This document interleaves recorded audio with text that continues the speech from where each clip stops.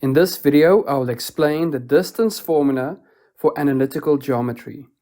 And we are going to do a revision example of Pythagoras, then move on from that to show where the distance formula comes from, and then 2 examples of using the distance formula. Let us move on to our first example. Here we are given a triangle on the Cartesian plane. Notice that this triangle is a right-angled triangle. And we want to use the information given on this triangle to find the length of line AB.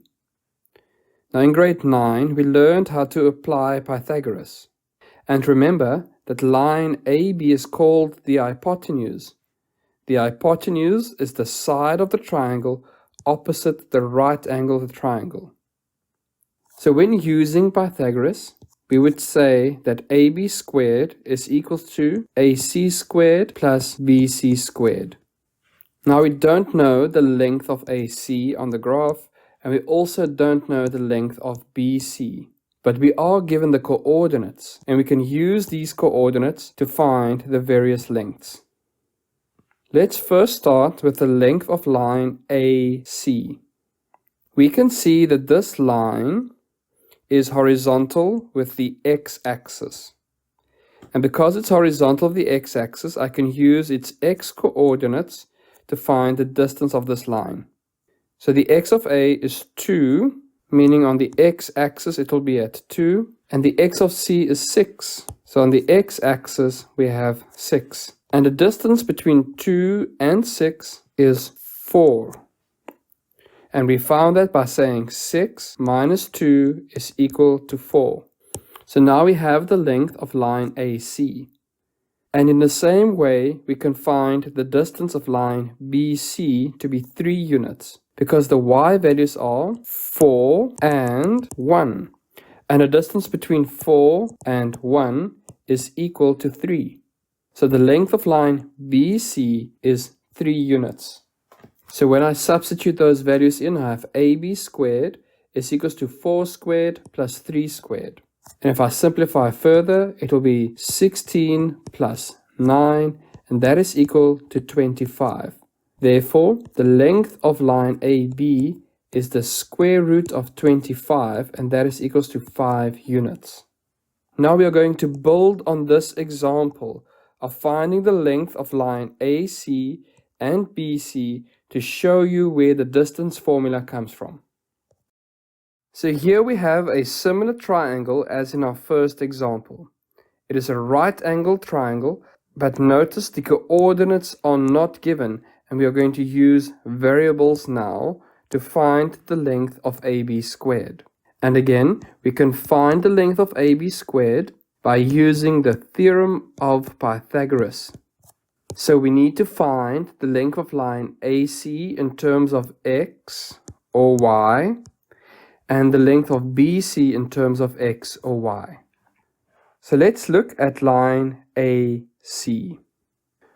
So in order for us to work accurately with the theorem of Pythagoras, we can change the coordinates of C.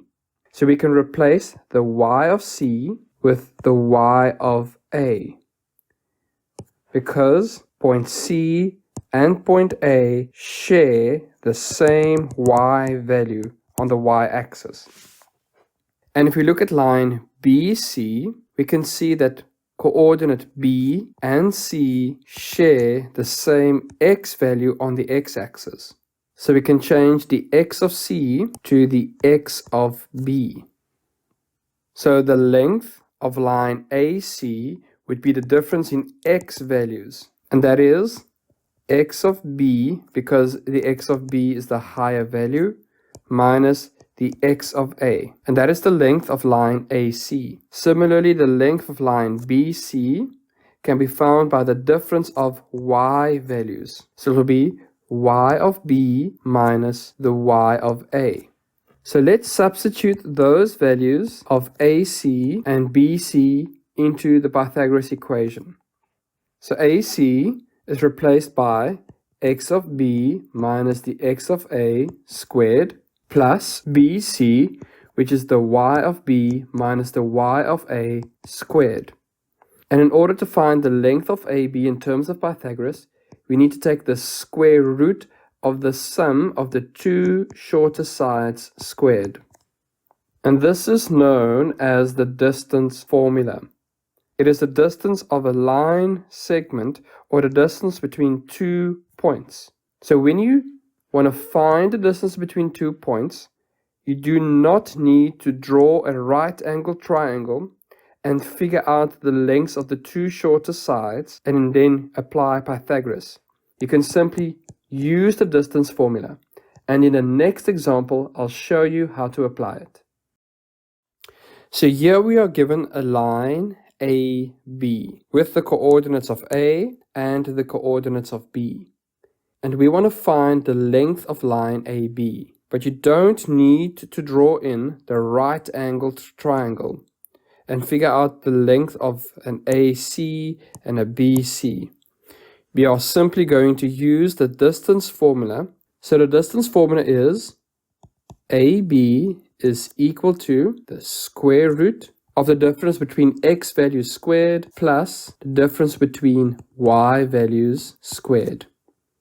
And we can now substitute. So x of b is 5 minus the x of a, which is -2, squared, plus the y of b, which is 7, minus the y of a, which is 4. Notice in my substitution I have a minus in the difference of x's, because I'm taking the difference between 5 and -2. And that whole difference is 7 units. So if you count it on the x-axis, you can see that the distance between -2 and 5 is a total of 7.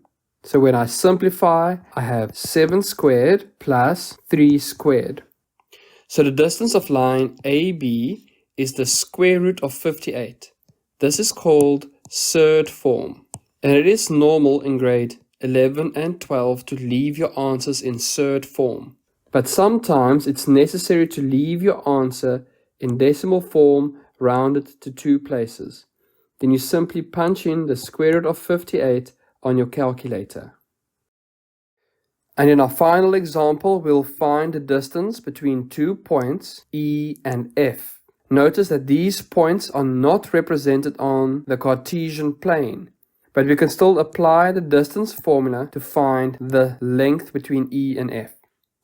So the distance formula would be EF is equals to the square root. Then we have the difference of x's squared plus the difference of y's squared. So if I substitute, x of f is -1 minus -4, which is the x of e squared, plus the y of f, which is 1 minus the y of e, which is 6 squared. And if I simplify, I have 3 squared plus -5 in brackets squared, which leads to the square root of 9 plus 25. So the distance between points E and F is the square root of 34. And if you want to leave your answer to one decimal place, it will be 5.8.